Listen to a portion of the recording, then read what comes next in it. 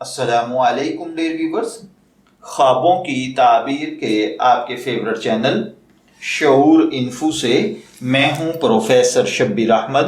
ہمارا آج کا ٹاپک ہے خواب میں سورہ زلزلہ پڑھنا۔ اگر کسی بھائی بہن نے خواب میں سورہ زلزلہ پڑھی ہے تو اس کا مطلب ہے کہ خواب دیکھنے والا اگر کسی سے کسی مسئلے میں ہیلپ طلب کرے گا تو لوگ آپ کی مدد کریں گے۔ اگر کوئی شخص خواب میں دیکھے کہ وہ کسی پریشانی دکھ تکلیف میں مبتلا ہے، خواب میں سورہ زلزلہ پڑھنے کا مطلب دکھ تکلیف کا ختم ہو جانا ہے۔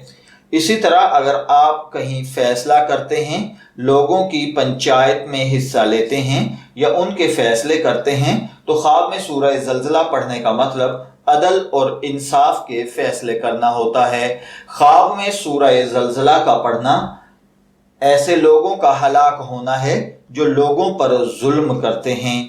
اسی طرح اگر کوئی خواب میں دیکھے کہ اس نے سورہ زلزلہ پڑھی ہے تو اس کا مطلب اپنے غلط کاموں کی وجہ سے، اپنے غلط دھندوں کی وجہ سے کانپنا ہے۔